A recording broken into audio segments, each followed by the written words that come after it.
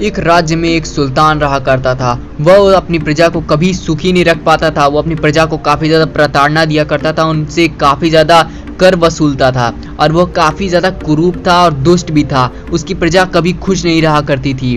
पर जब वो सुल्तान बूढ़ा होने लगा तो वो सोचा कि क्यों ना आने वाली पीढ़ियाँ भी उसे याद रखे। इसके लिए उसने पूरे राज्य में यह अनाउंसमेंट करवा दी कि जो भी उसकी सबसे सुंदर पेंटिंग बनाएगा वह उसे इतना धन, इतनी संपदा देगा कि आने वाली उसकी 10 पीढ़ियाँ भी खाएंगी।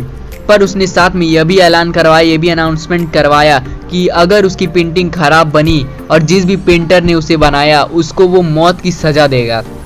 जिसके कारण जो पेंटर पूरे राज्य में सर्वश्रेष्ठ थे वो भी डर गए और सोचने लगे कि अगर हम इस क्रूर राजा की कोई ख़राब पेंटिंग बना भी देते हैं या फिर अच्छी पेंटिंग बना देते हैं और इस राजा को पसंद नहीं आया तो हमें मौत की सज़ा हो जाएगी। जिसके कारण सभी डर गए और वहाँ पे आने से मना कर दिया। पर उसी राज्य में एक ऐसा भी पेंटर था जो काफ़ी ज़्यादा गरीब था।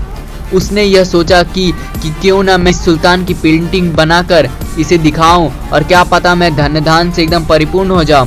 जिसके कारण वो राज्य में पहुंचा और उस महल में सुल्तान के सामने यह पेशकश की कि वो उसकी पेंटिंग बनाएगा। जिसके बाद राजा ने कहा कि ठीक है, तुम आओ और मेरी पेंटिंग बनाओ। और उस पेंटर ने काफ़ी समय और काफ़ी हिम्मत से एक काफ़ी सुंदर पेंटिंग बनाई और बाद में उस राजा ने उसे काफ़ी ज़्यादा धन दिया। जिसके बाद वो चित्रकार काफ़ी ज़्यादा खुश हो गया। दरअसल उस पेंटिंग में ऐसा कुछ था जिसे वह राजा और बाकी लोग भी समझ नहीं पाए। दरअसल सबसे मेन बात यह है कि बाकी सारे पेंटर डर इसलिए रहे थे क्योंकि वह सुल्तान काफ़ी ज़्यादा कुरूप था। उसकी एक आँख फूटी हुई थी और उसका एक पैर और एक हाथ कटा हुआ था। जिसके कारण वो इतना कुरूप दिखता था कि लोग उसकी शानदार पेंटिंग और या फिर कहें खूबसूरत पेंटिंग बना ही नहीं सकते थे। और वो ऐसा ही चाहता था कि लोग उसकी शानदार और खूबसूरत पेंटिंग बनाए, जिसके कारण सारे पेंटर्स डर रहे थे।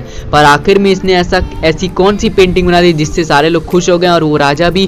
तो दरअसल बात ये थी कि उस पेंटिंग में राजा को शिकार करते हुए दिखाया गया, जिसमें वो अपनी एक आंख बंद करके निशाना साध रहा होता है और उसका एक टूटा हुआ या फिर कह ले कटा हुआ हाथ जो था वो घोड़े के पीछे छुप जाता है और उसका आधा शरीर भी घोड़े के पीछे छुप जाता है। और वो घोड़ा काफ़ी ज़्यादा सुंदर होता है और वहाँ पे काफ़ी ज़्यादा पेड़ पौधे होते हैं, जिसके कारण वो राजा पूरी तरह नहीं दिखता और काफ़ी ज़्यादा उसका जो शरीर दिखता है वो पीछे से दिखता है और काफ़ी सुंदर दिखता है। और वो घोड़ा भी काफ़ी ज़्यादा सुंदर रहता है, जिसके कारण पेंटिंग भी सुंदर हो जाती है और उसे काफ़ी ज़्यादा पैसा मिलता है इसके कारण। तो इस कहानी से हमें ये सीख मिलती है कि मुसीबत में हमें अपने दिमाग को यूज़ करना चाहिए, कभी मुसीबत से भागना नहीं चाहिए और मुसीबत का डट के सामना करना चाहिए अपनी बुद्धिमानी से। और आपको ये वीडियो कैसी लगी, ये स्टोरी कैसी लगी, हमें कमेंट करके ज़रूर बताएं और ऐसी वीडियोज़ के लिए हमारे चैनल को सब्सक्राइब जरूर कर दें और नोटिफिकेशन बेल ज़रूर ऑन कर दें। Thanks for watching.